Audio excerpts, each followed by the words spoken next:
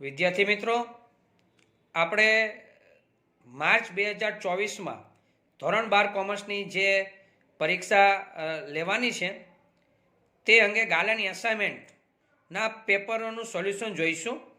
આંકડાશાસ્ત્ર વિષયની અંદર આપણે દરેક વિભાગ વાઇઝ સોલ્યુશન જોઈશું. તો ચાલો વિદ્યાર્થી મિત્રો સ્ટાર્ટ કરીએ. એક્ટિવ એજ્યુકેશનના સથવારે ગાલા અસાઇનમેન્ટ વિષય આંકડાશાસ્ત્રનું સોલ્યુશન. ચાલો વિદ્યાર્થી મિત્રો આપણે સ્ટાર્ટ કરીએ છીએ. ગાલા અસાઇનમેન્ટ આંકડાશાસ્ત્ર વિષયનું પ્રશ્નપત્ર 1નો વિભાગ ડી. આગળના પેપરની અંદર આપણે વિભાગ ડીના 6 દાખલા 40 થી 45 સુધી સમજ્યા હતા, ગણ્યા હતા. આજે ભણીશું 46 થી 51. બરાબર, 6 દાખલાની અંદર ભણીશું. ખાસ કરીને આપણે દાખલા સમજાઈ જતા હોય તો વિડીયોને લાઇક્સ કરજો, શેર પણ કરજો, કોમેન્ટ્સ પણ આપજો. જય સ્વામિનારાયણ, જય શ્રી રામ. સ્ટાર્ટ કરીએ છીએ દાખલા નંબર 46થી. અગાઉના વિડીયોની અંદર 45 સુધી જોયા છે. જે કોઈ વિદ્યાર્થીને બાકી છે એ પણ વિડીયો જોઈ લે. 46માં સંભાવનાનો દાખલો છે. ઋત્વા શબ્દના બધા અક્ષરોથી મદદથી બનતી તમામ ગોઠવણીમાં આર પ્રથમ સ્થાને આવે તેની સંભાવના શોધો. ઓકે, મારી પાસે ટોટલ 5 અક્ષર છે. આર, યુ, ટી, વી, એ. ઋત્વ. સંભાવના ચેપ્ટરનો કોઈ પણ દાખલો હોય, પેલી ગણતરી કરવાની કુલ પરિણામ. મને કુલ પરિણામ મળવા જોઈએ. બરાબર, તો પેલું સ્ટાર્ટ કરીશું. કુલ પરિણામ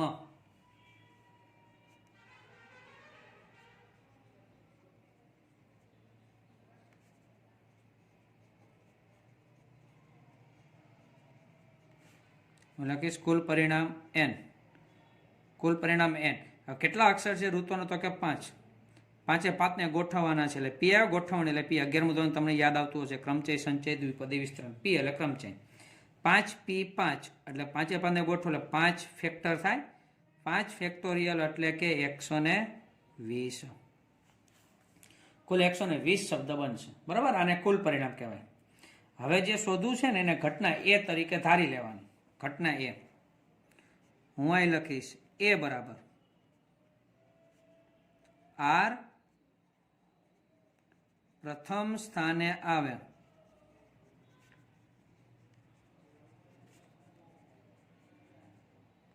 તેવી ઘટના. આર પ્રથમ સ્થાને જ આવવી જોઈએ. પેલા એના સાનુકૂળ પરિણામ આપણે શોધીએ. કુલ 5 છે. આર પ્રથમ, એનો મતલબ શું થયો કે આરને તમારે બદલાવાનું જ નથી. આર પેલા સ્થાને જોવો જોઈએ. તો ગોઠવવાના કેટલા અક્ષર? બીજા 4 અક્ષર જ. આર પ્રથમ સ્થાને એક જ રીતે ગોઠવી ગયા. 1p1 કામથી પૂરું. અને બાકીના 4 અક્ષર માટે 4p4. 1p1 એટલે એક જ રીતે ગોઠવી શકાય. 4p4 એટલે કે 4 થી 4 આંકડા 4 ગુણ્યા 3 ગુણ્યા 2 ગુણ્યા 1 થશે. તો 4 3 12, 12 2 24, 24 1 24 થશે. આ ઘટના એના સાનુકૂળ પરિણામ. સાનુકૂળ પરિણામને કહેવાય એમ બરાબર 24 થયા. તેથી તમે લખી શકો ઘટના એની સંભાવના p ઓફ a બરાબર m અપોન n બરાબર 24 છેદમાં 120. 24 છેદમાં 120, 24 પંચા 120 એટલે કે 1 છેદમાં 5 થાય ને. 24 પંચા 120. અથવા પોઈન્ટ 0.2 પણ પોઈન્ટમાં પણ ઘણાને ભાંગાકાર નથી આવડતો. તો ઘણા વિદ્યાર્થીઓને પ્રશ્ન વિડીયોની અંદર આવતા હોય છે કે સાહેબ અમે ભાંગાકાર કરી પોઈન્ટમાં જવાબ મેળવી શકીએ? 100%, એમાં કોઈ ખોટું નથી. ડાયરેક્ટ કેલ્સીમાં કરો 24 ભાગ્યા 120, 0.2 આવશે. એ જવાબ પણ માન્ય ગણાય જ છે. માર્ક કપાશે નહીં. આગળ 47મો.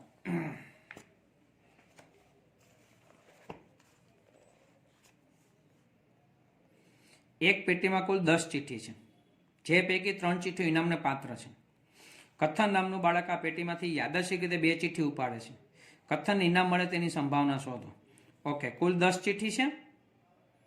3 ચિઠ્ઠી ઇનામ વાળી, તો ઇનામ વગરની કેટલી થઈ? 7. કથન નામનું એક બાળક હશે, પેટીમાંથી યાદચ્છિક રીતે 2 ચિઠ્ઠી ઉપાડે છે. કથનને ઇનામ મળે તેની સંભાવના જોઈએ આપણે. મેં લખ્યું છે રકમ પ્રમાણે. ઇનામને પાત્ર એવી ચિઠ્ઠી કેટલી છે આપણી પાસે? 3. ટોટલ 10 છે. તો ઇનામને પાત્ર ન હોય કે જેમ જે ચિઠ્ઠી આવે તો ઇનામ ન લાગે ટૂંકમાં, એવી 7 ચિઠ્ઠીઓ છે.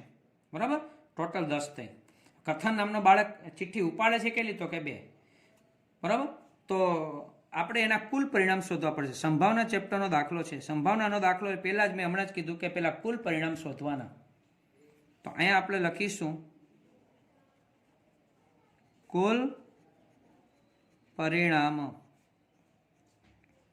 કુલ પરિણામને કહેવાય એન. 10 ચિઠ્ઠી છે, એમાંથી કોઈ પણ 2 ચિઠ્ઠી ઉપાડે છે એટલે સી. કોઈ પણ 2 ચિઠ્ઠી પસંદ કરવાની. જો ઉપરમાં ગોઠવવાનું હતું, અહીં પસંદ કરવાનું છે એટલે સી આવશે. કોઈ પણ 2 ચિઠ્ઠી. 10C2 એટલે શું? તો કે 10 થી 2 આંકડા, 10 ગુણ્યા 9. સી આવે એટલે અહીં 2 હોય ત્યાંથી 1 સુધી 2 ગુણ્યા 1. 10 9 90 ભાગ્યા 2 એટલે કુલ પરિણામ થાય 45. હવે મારે શોધવું છે કથનને ઇનામ મળે. જે શોધવાનું કીધું હોય ને એને હંમેશા ઘટના તરીકે ધરે. અહીંયા ઘટના એ આપણે એ બરાબર પ્રશ્ન હતો એ જ આપણે શબ્દ લખીશું કથનને ઇનામ મળે. કથનને ઇનામ મળે તે ઘટના. કથનને ઇનામ મળે તે ઘટના. હવે ઇનામ ક્યારે મળે સમજો ખાસ. આ 3 ચિઠ્ઠી છે જે ઇનામના પાત્ર છે. 2 ચિઠ્ઠી એમાંથી આવી જાય, 2 ચિઠ્ઠી તો ઇનામ મળે ને. આમ લખી શકું 3C2. 2 ચિઠ્ઠી એમાંથી એ 2 ઉપાડે છે, 2 ચિઠ્ઠી છે ઇનામને તો એને ઇનામ લાગવાનું જ છે. અથવા એવું થાય, અથવા બોલવું પડે, અથવા એટલે પ્લસ. યાદ રાખજો, સંભાવના ચેપ્ટરમાં જ્યાં અને બોલવાની જરૂર પડે ત્યાં ગુણ્યા આવે, જ્યાં અથવા બોલવાની જરૂર પડે ત્યાં પ્લસ આવે. ત્યાં બોલવું જ પડે કે 2 ચિઠ્ઠી એમાંથી આવી. એવું બની શકે 1 ચિઠ્ઠી એમાંથી ના આવી એટલે ઇનામ લાગ્યું, અને 1 ચિઠ્ઠી ઇનામ વગરની ચિઠ્ઠી આવી એટલે 2 ચિઠ્ઠી તો ઉપાડશે જ. હવે ઇનામ ક્યારે ન લાગે? 2 ચિઠ્ઠી 7માંથી આવે તો ઇનામ ન લાગે એની સંભાવના તો અમારે શોધવાની નથી.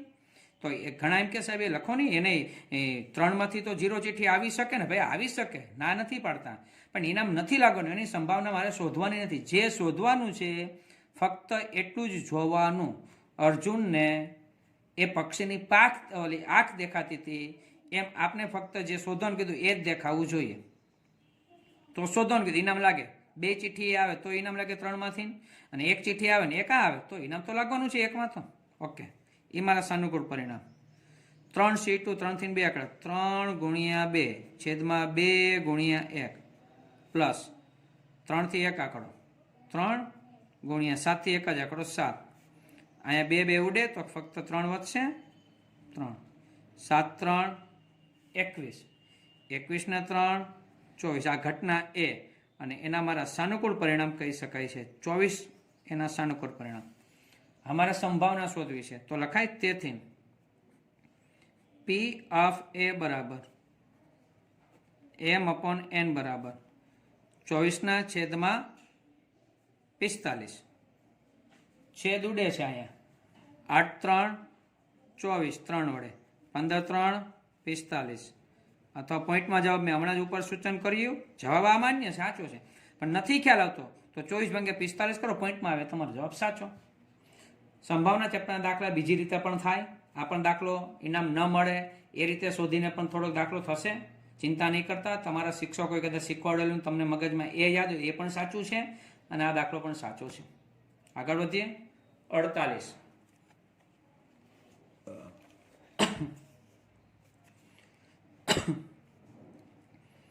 ડિજિટલ સ્ટોર એમાં 6 LED ટીવી, 4 LCD ટીવી તથા ડિજિટલ સ્ટોર બીમાં 5 LED અને 3 LCD ડિસ્પ્લેમાં મૂકેલા છે.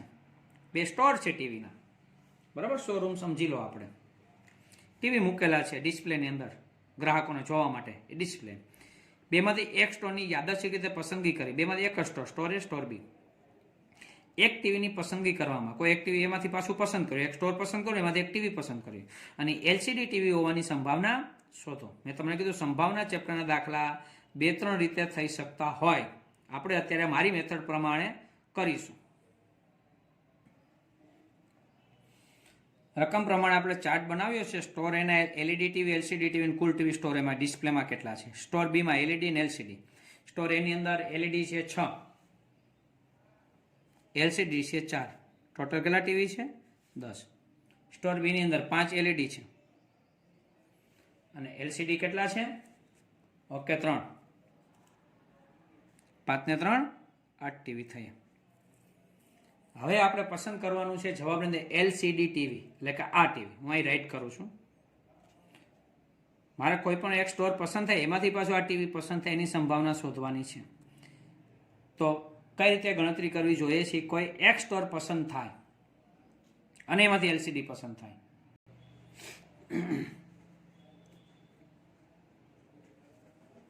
કોઈ પણ એક સ્ટોર આપણે પસંદ કરીએ, બરાબર? તો સ્ટોર એ માટે છે ને હું A1 ધારી લઈશ, ઘટના A1. ઘટના A1 બરાબર સ્ટોર એ પસંદ થાય તે ઘટના, અને B1 એટલે હું ધારી લઉં સ્ટોર બી પસંદ થાય તે ઘટના, બરાબર? ઓકે. હવે બે જ સ્ટોર છે, બેયની સંભાવના સરખી જ હોય, 50% સંભાવના છે. તો P of A1 એટલું જ થાય P of B1 અને 1/2 50%, એટલે હાફ બેયની. એટલે કોઈ એક સ્ટોર પસંદ એની સંભાવના ખાલી મળી છે આપણે. હવે એમાંથી LCD પસંદ થાય, બરાબર? તો હું અહીંયા કોઈ પણ CD એવું ધારી શકીશું. તો અહીંયા આપણે ધારીશું C. દાખલા તરીકે ઘટના C બરાબર સ્ટોર એમાંથી LCD પસંદ થાય તે ઘટના. હવે એના સાનુકૂળ પરિણામ. તો એમાં LCD છે કેટલા? તો કે સ્ટોર એની અંદર 4 છે. 4માંથી કોઈ પણ એક જ લેવાનું, 4C1. તો સાનુકૂળ પરિણામ કેટલા આવે? 4. તો એની સંભાવના કેટલી થાય? આમ લખાય P of C બરાબર M/N. સાનુકૂળ પરિણામ 4, એમાં 10 ટીવી છે સ્ટોર એની કોષ્ટકમાં આપણે જોયું હતું. 4/10 છેદ ઉડે છે, 2/5. એ જ રીતે ઘટના D ધારીએ. D એટલે શું? સ્ટોર બી માંથી LCD પસંદ થાય તે ઘટના. સ્ટોર બી ની અંદર LCD કેટલા છે? 3. 3માંથી કોઈ પણ એક જ લેવાનું છે, એટલે સાનુકૂળ પરિણામ 3. એની સંભાવના એટલે કે P of D બરાબર M/N બરાબર 3/, ત્યાં કુલ ટીવી છે 8, અહીં છેદ ઉઠતા નથી, બરાબર? હવે જે મારે મેઇન પ્રશ્ન છે એ હવે આવ્યો, જોજો. હજી દાખલો પૂરો નથી થયો. C ધાર્યું, D ધાર્યું, E ધારી લે, કંઈ પણ ધારી શકીએ આપણે. E ઘટના એટલે શું? બંને સ્ટોરમાંથી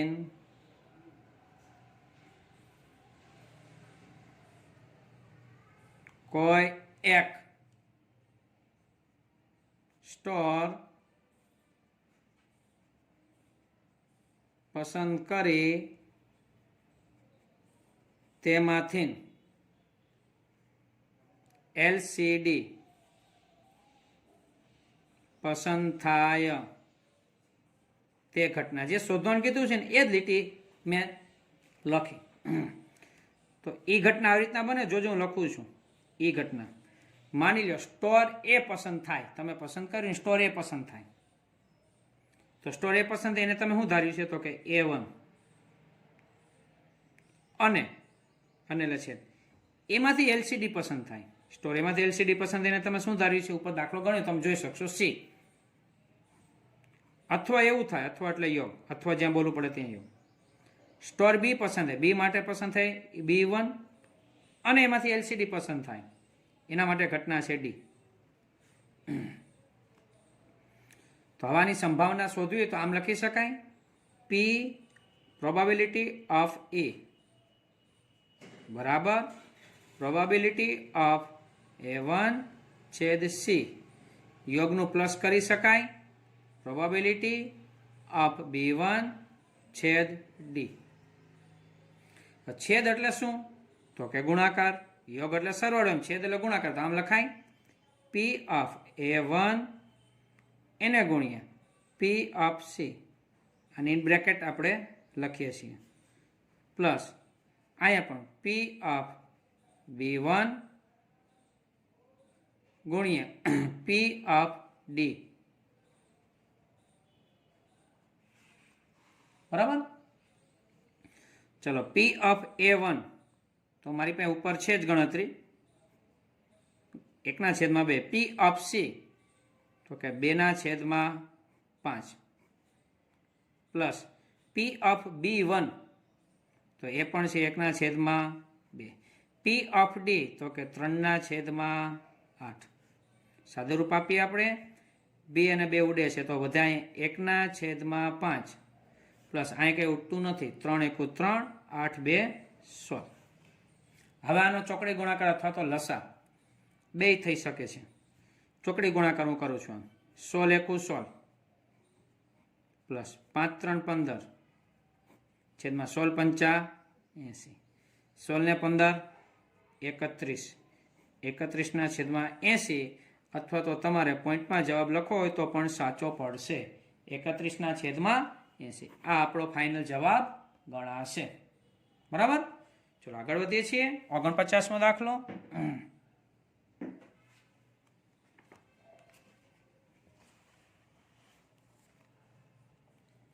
નીચે આપેલ વિતરણે અસતત ચલનું સંભાવના વિતરણ ક્યારે બને તે નક્કી કરો. તે પરથી x = 2 માટેની સંભાવના મેળવો.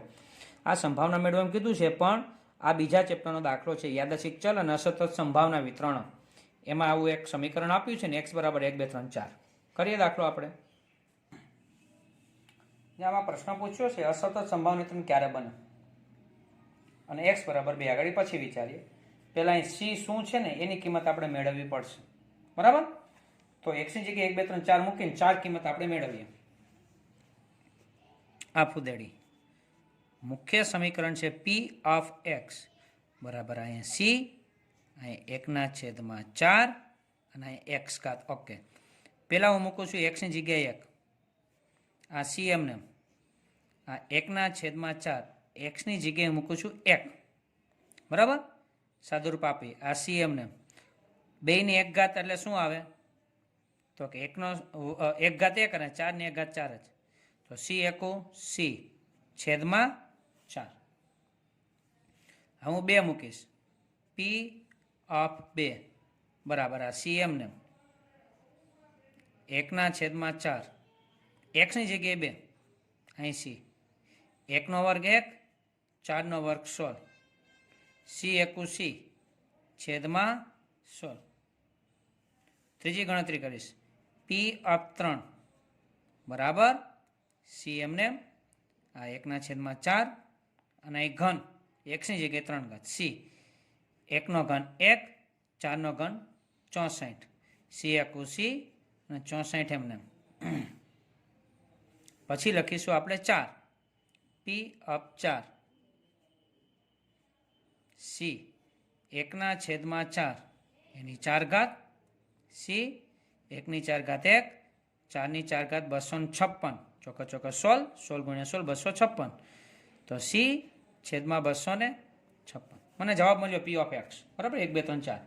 આમાં c કેટલું છે એ માટે આપણે સંભાવના વિતરણનો ગુણધર્મનો નિયમ છે, તો અહીં લખીશું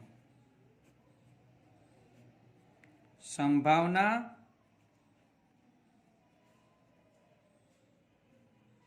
વિતરણના ગુણધર્મ મુજબ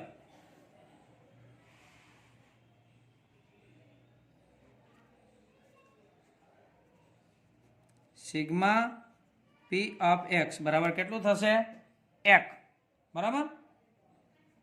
એટલે કે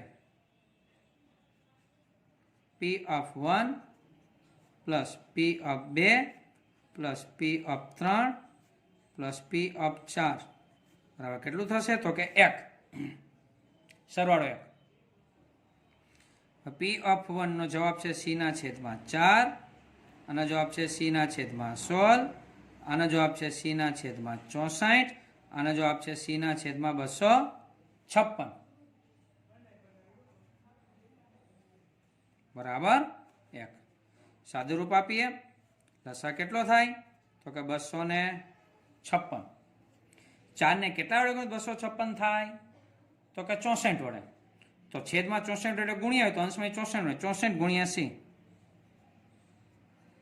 16 ને 16 વડે ગુણો ત્યારે 256 થાય, અંશમાં 16 વડે, 16 ગુણ્યા સી, 16 સી. 64 ને 4 વડે 4 સી, અને અહીંયા તો 256 છે એટલે સી એમને આવશે બરાબર 1. હવે સી નો સરવાળો કેલ્શિયમ આપણે કરીએ એટલે ભૂલ ના થાય. 64 પ્લસ 16 પ્લસ 4 પ્લસ 1 વખત સી, ટોટલ 85 થશે. તો આમ લખી શકાય 85 સી છેદમાં 256 બરાબર 1. સી શોધું, છેદ અંશ, અંશ ઈ છેદ બને, તો સી બરાબર 256 એકુ 256 અને 85 છેદમાં આવશે, તો સીની કિંમત મને મળશે 256 ના છેદમાં 85. ચલો, એક પ્રશ્નનો જવાબ આ દાખલાનો મળ્યો. ત્યાં બીજું કીધું છે x બરાબર 2 હોય ત્યારે, x ની જગ્યાએ 2 હોય ત્યારે એની કિંમત કેટલી. એટલે કે શું કરવાનું જોજો.